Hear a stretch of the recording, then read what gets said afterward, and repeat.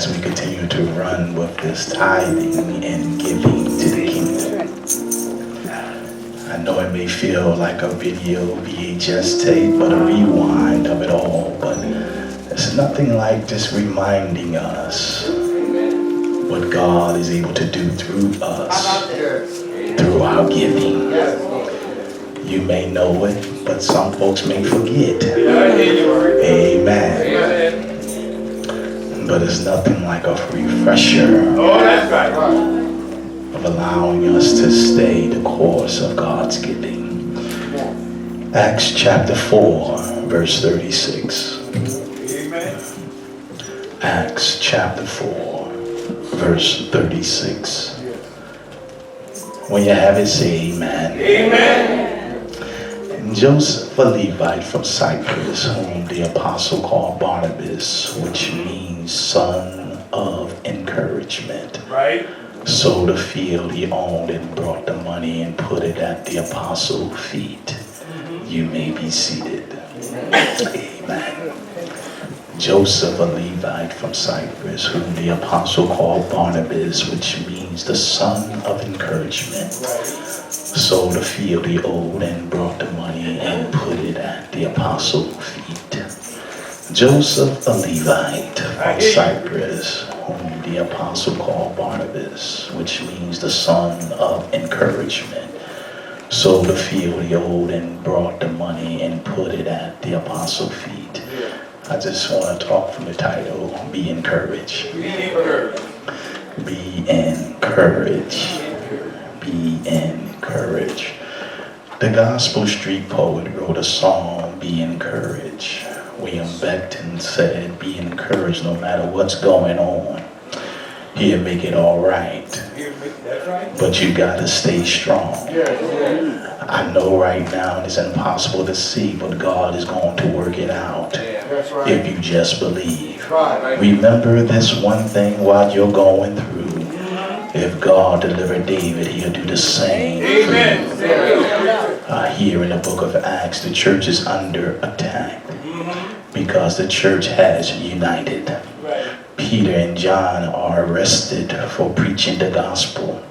Their title was, The One You Crucified Has Risen from the Dead. The stone you builders had rejected has become the chief cornerstone. Berean Satan uses strategies and schemes to attack against the people of God. His constant plotting ways to destroy the work of God by dividing, disgracing, discouraging, and destroying the people of God. Satan will not stop trying, but God will not stop sending encouragers to help us along the way. Be encouraged. Barnabas was a respected leader of the early church, although he was not one of the 12 apostles. He was a Levite by birth and a member of the Jewish tribe that carried out the temple duties. His family moved to Cyprus, and Barnabas did not serve in the temple. And when we first met Barnabas is in Acts chapter 4, verse 36 to 37. His name is Joseph, but Barnabas is a name given by him by the apostles. So it was a great compliment, a representative of his Christian character. The name Barnabas, the son of encouragement. Oh, what a nickname, amen. Some of us got nicknames that we thank God for. Some of us got nicknames that we wish nobody would know about. But this nickname right here, what a nickname. Somebody say amen. This nickname, the son of encouragement. He became a champion of encouragement. There are many examples of how Barnabas encouraged others in the book of Acts. He befriended Paul and encouraged him with others were quick to reject him. You know, Paul really name was Saul, and then Saul was the one persecuting the Christians and burning them at the stake. But But God moved on the heart of Saul, and he changed his name to Paul. But now he want to roll with everybody else of the Christian faith, but they don't trust him. Do I got a witness here today? Is there anybody, when they came to know Jesus, they looked at you funny? Come on, somebody. And so Paul looks like funny because he would say, this is the same dude who was setting us at fire. He's the same dude who held the cloak who stoned Stephen. And now he's saying the Lord has saved them. If somebody know what I'm talking about, now somebody saying, now the Lord done saved them. Oh, Paul is that one. But yet Barnabas, when everybody rejected Paul, Paul understand the friend of an encourager. The encourager spoke life to Paul, but yet he also encouraged Mark and was ready to give him a second chance. Now, isn't this funny? In Acts chapter 15, the same one who stood up for Paul, now Paul getting funky, don't want to get down with Mark.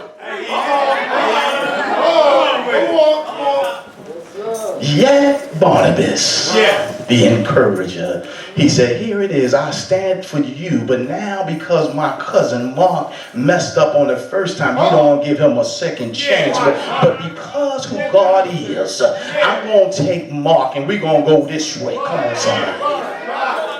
He encouraged the believers at Antioch. He used his spiritual gifts to remain faithful in their service of the Lord. He also encouraged the early church to extend a ministry to the poor and needy by giving money to the church. Indeed, Barnabas was an encourager. That's right.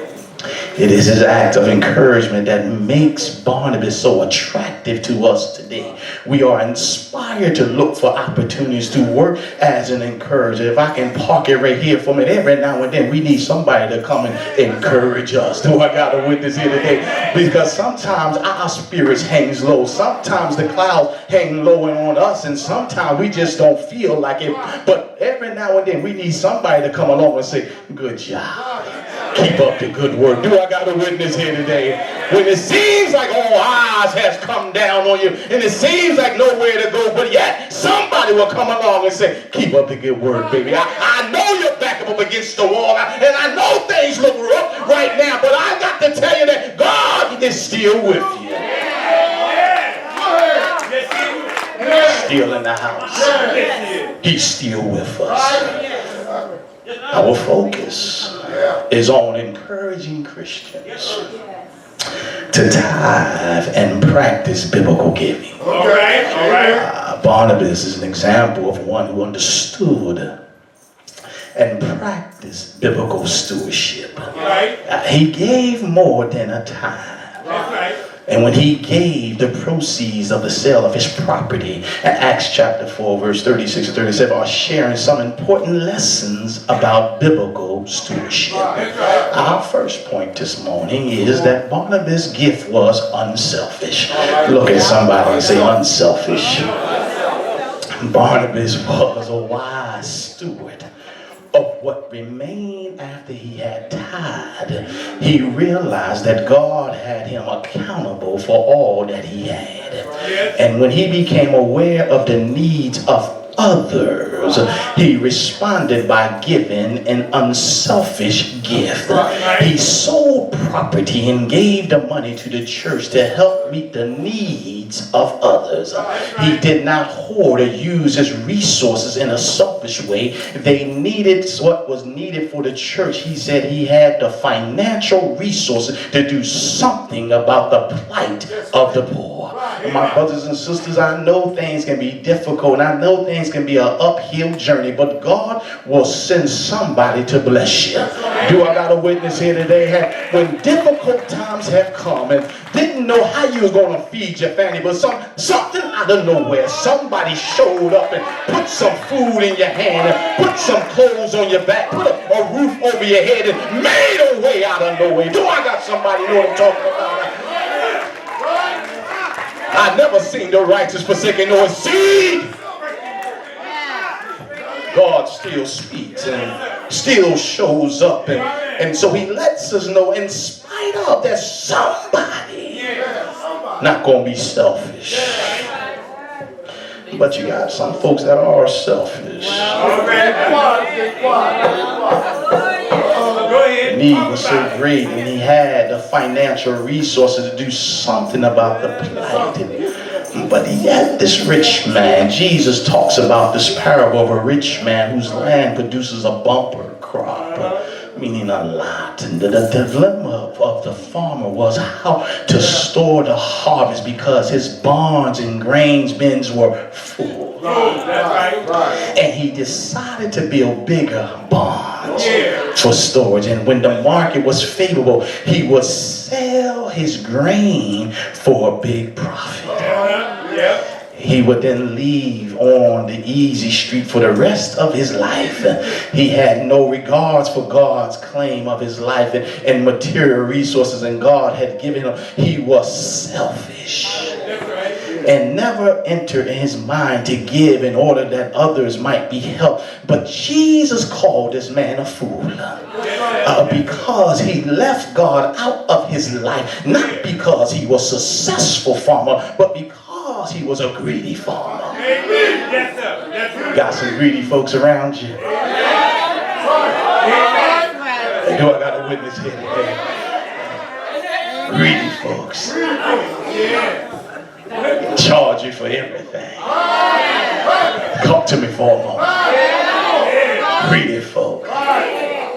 Put a price tag on everything. I want to talk back to me today. It is encouraging to learn of those who give generously to help others. The goal of so many seems to be to use financial resources selfishly. Materialism has made us indifferent to the needs of others. And when 2005 came, it was by the giving generously to help the victim of tsunami and the hurricanes that had devastated our country and the world. We also asked our children what they want for Christmas at that time.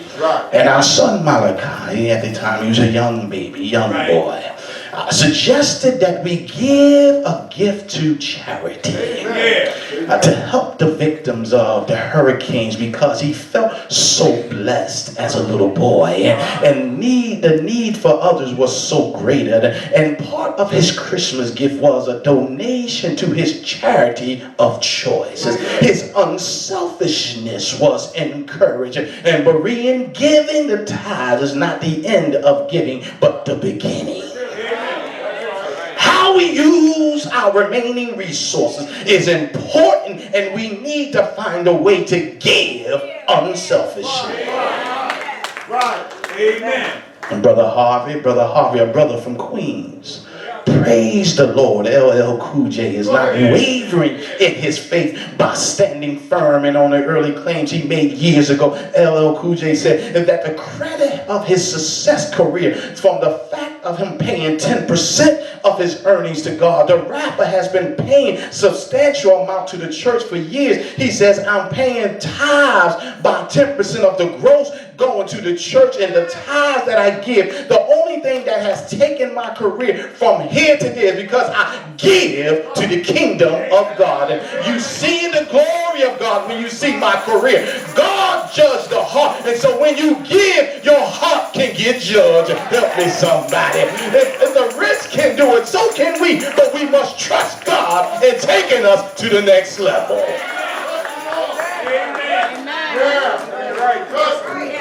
I just gotta trust him. Even when I cannot trace him, I gotta trust him.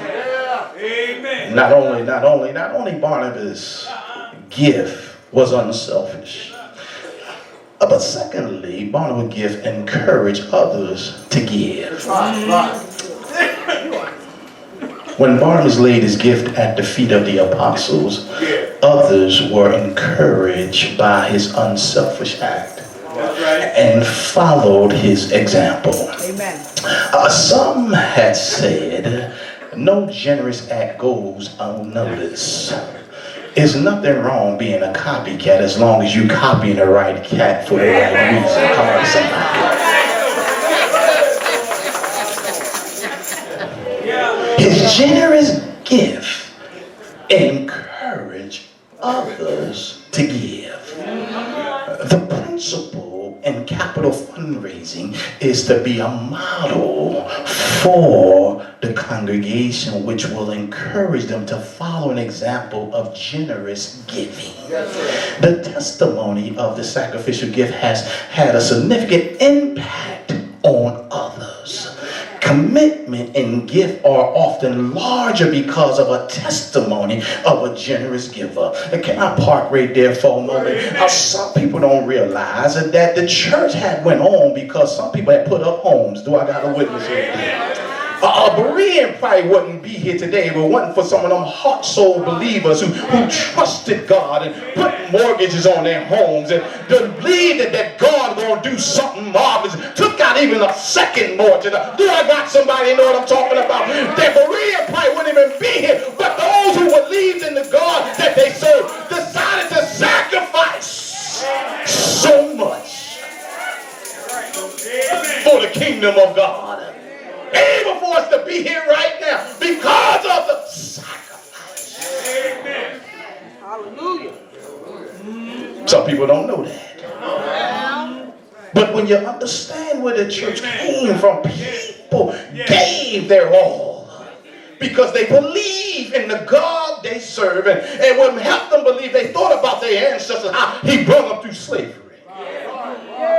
If he brought them through a difficult time and took care of them, we had more when we came through slavery because we started business because nobody wouldn't hire us. Come on, somebody.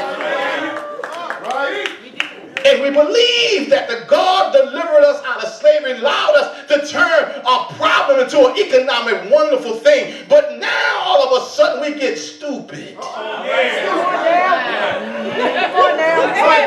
We allow friends to influence us not to give.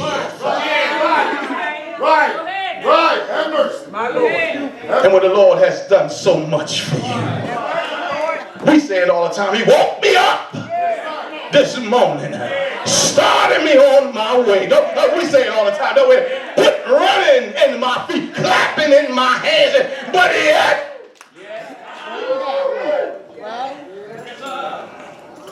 And sometimes people give for the wrong reason.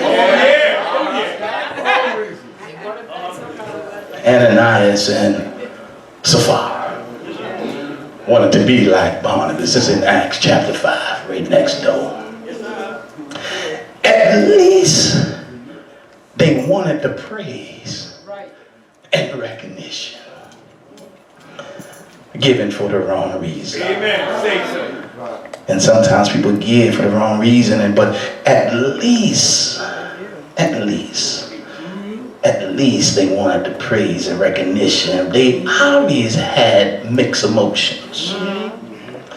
And they ended up lying and dying for their sins. Because they gave for the wrong reason. May have a negative, and my brothers and sisters, when you give for the wrong reason, it can have a negative impact on both the giver and the church. Many have refused to make a commitment to the financial ministry of the church, using the excuse that we are not to let the right hand know what the left hand is doing. And usually that means the person is not practicing biblical stewardship. I know you're quiet on me. Nobody like to talk about this morning.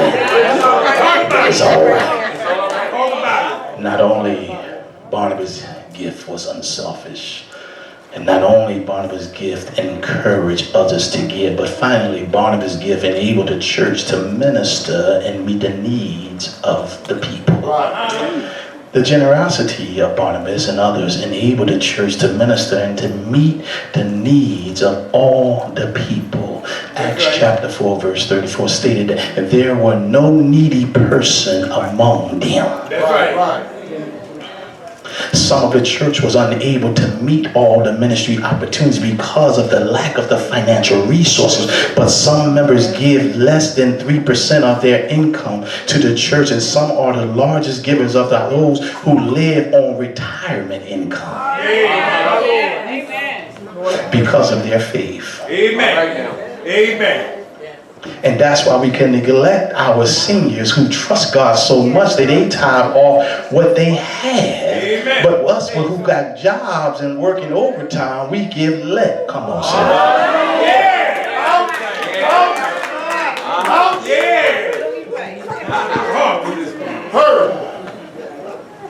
I ain't gonna get too many. Amen. But most people want to be members of a growing and vibrant church, but many churches are either declining or plateau. One contributing factor is that the state of the church today is that the membership is not practicing biblical stewardship.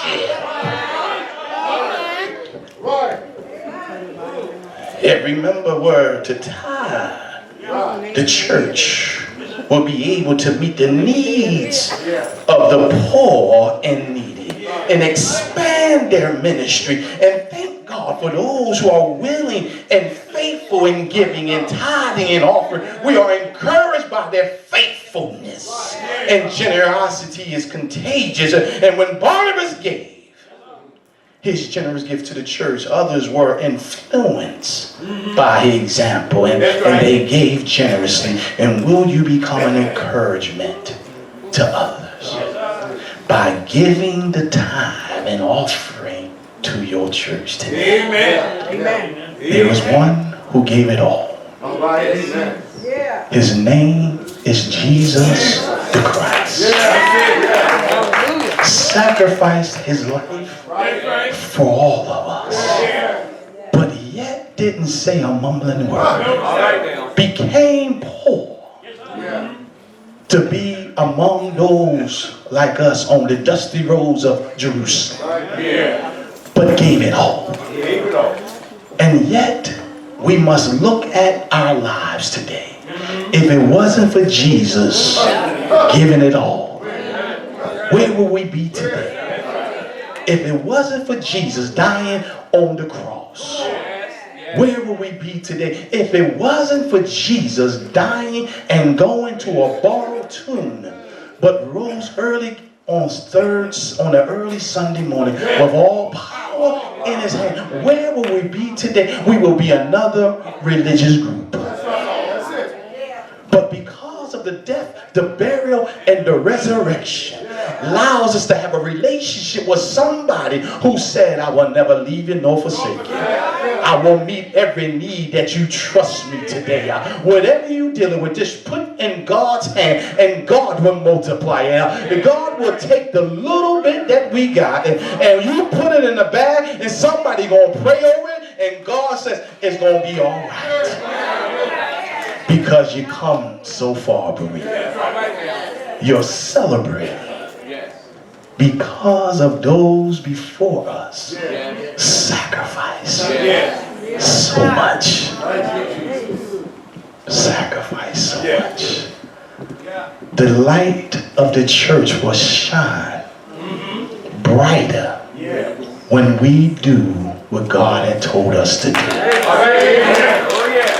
We will meet the needs.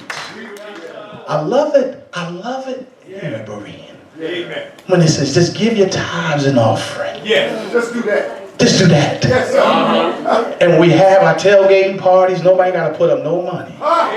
Come on, somebody. When we went out with our leadership breakfast, nobody had to raise no money. Just give your tithe. Come on, somebody. And we just ate and had a good time. When you give, when those are out there that need, we're able to meet the needs because we gave. And God is saying, if you just give, nobody in the house will be needing for nothing. See, that's the part we miss. That's why we say you shouldn't be a lone ranger. You ought to join a church where something may come up that you may not be able to pay electric bill this month, but you've been faithful.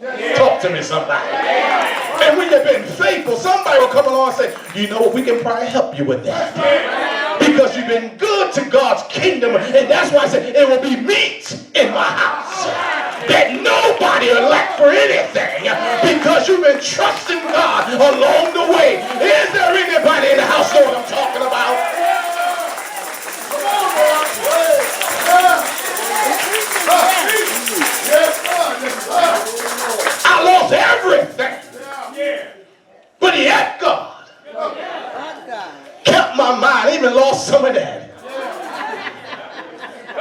got a little piece left. But yet God starts to restore. And I said, Lord, I thank you. Thank you, Lord. Thank you, Lord. Thank you. For keeping peace in my mind.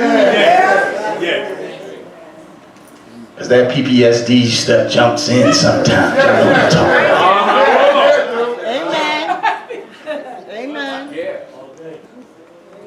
We talk about, the ones in the military, but we also should talk about the ones behind the wall. Amen. Right. It kicks in here and there. But yet, God, just preach my word. Be faithful to the kingdom of God. Just trust Him. Trust Him, ladies and gentlemen. Just trust God. There is nothing we cannot do if we trust God. And it starts with our money. He said, show me your heart and I can tell you where your money is at. Because again, your heart will reflect your pocketbook. Just trust God today.